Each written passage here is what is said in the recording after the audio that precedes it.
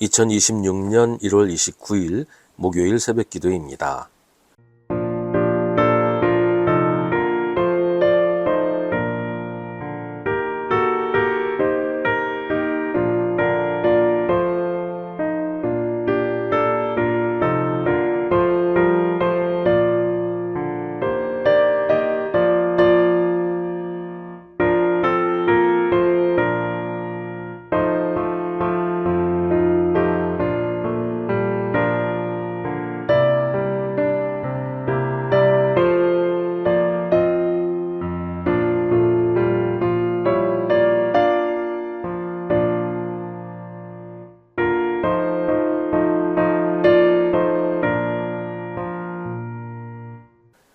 고린도전서 15장 50절부터 58절입니다. 형제자매 여러분, 내가 말하려는 것은 이것입니다. 살과 피는 하나님 나라를 유산으로 받을 수 없고 썩을 것은 썩지 않을 것을 유산으로 받지 못합니다. 보십시오. 내가 여러분에게 비밀을 하나 말씀드리겠습니다. 우리가 다 잠들 것이 아니라 다 변화할 터인데 마지막 나팔이 울릴 때에 눈 깜빡할 사이에 홀연히 그렇게 될 것입니다. 나팔 소리가 나면 죽은 사람은 썩어 없어지지 않을 몸으로 살아나고 우리는 변화할 것입니다. 썩을 몸이 썩지 않을 것을 입어야 하고 죽을 몸이 죽지 않을 것을 입어야 합니다. 썩을 이 몸이 썩지 않을 것을 입고 죽을 이 몸이 죽지 않을 것을 입을 그때에 이렇게 기록한 성경 말씀이 이루어질 것입니다. 죽음을 삼키고서 승리를 얻었다. 죽음아, 너의 승리가 어디에 있느냐? 죽음아, 너의 독침이 어디에 있느냐? 죽음의 독침은 죄요, 죄의 권세는 율법입니다. 그러나 우리 주 예수 그리스도를 통하여 우리에게 승리를 주시는 하나님께 우리는 감사를 드립니다. 그러므로 나의 사랑하는 형제자매 여러분, 굳게 서서 흔들리지 말고 주님의 일을 더욱 많이 하십시오. 여러분이 아는 대로 여러분의 수고가 주님 안에서 헛되지 않습니다. 아멘. 부활이 가지는 의미가 무엇일까요? 단순히 죽었던 사람이 다시 살아나는 것일까요? 만약 죽었던 사람이 다시 살아나서 다시 그전과 같은 세상에서 그전과 같은 삶을 산다면, 게다가 한동안 살다가 다시 죽어야 한다면 부활이 우리 신앙 전체를, 또 우리 삶 전체를 결정하는 만큼 중요한 것일까요? 부활이 우리의 소망이 될 만한 것일까요? 오늘 바울은 부활이란 곧 변화라고 말합니다. 그리고 그 변화는 이전의 삶과 전혀 다른 삶을 살게 되는 것입니다. 우리가 다 잠들 것이 아니라 다 변화할 터인데 마지막 나팔이 불릴 때 눈 깜빡할 사이에 홀연히 그렇게 될 것입니다. 나팔 소리가 나면 죽은 사람은 썩어 없어지지 않을 몸으로 살아나고 우리는 변화할 것입니다. 그렇게 되면 이제 더 이상 죄와 죽음이 우리를 삼킬 수 없게 됩니다. 생명이 죽음을 삼키고서 승리를 얻었기 때문입니다.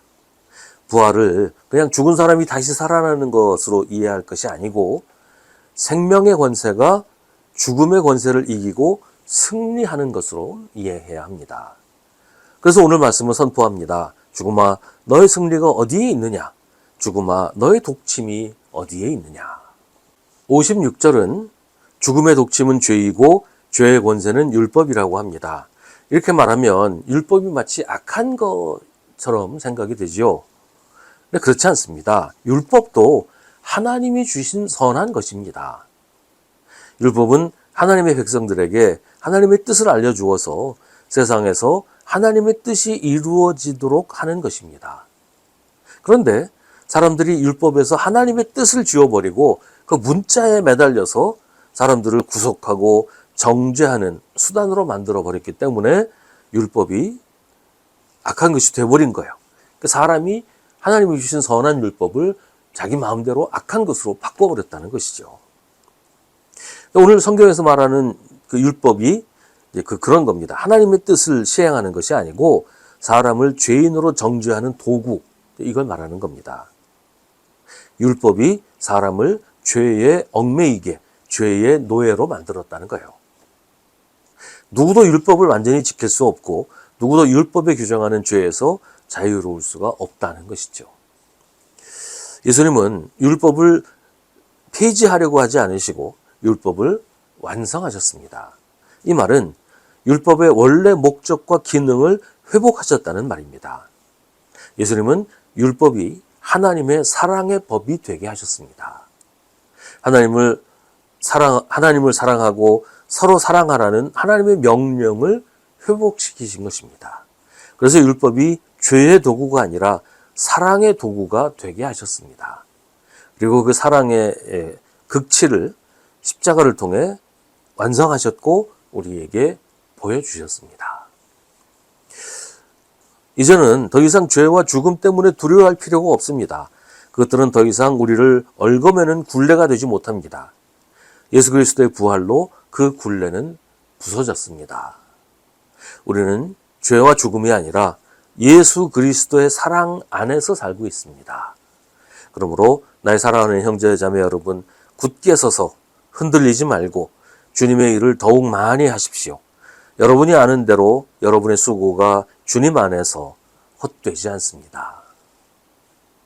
죄와 죽음에서 자유롭게 된 사람은 우리를 자유롭게 하신 주님의 일을 하는 것이 당연합니다. 자유를 얻었으니 이제는 우리 마음대로 하면서 살겠다고 하는 것은 우리에게 자유를 주신 하나님을, 예수님을 배신하는 것입니다.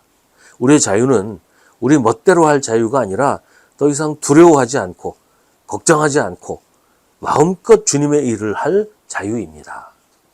아직은 세상이 죽음의 권세 아래 있어서 우리가 이런 거 해봐야 무슨 의미가 있나 이런 생각도 하게 되지만, 그러나 우리의 수고는 주님 안에서 결코 헛되지 않습니다.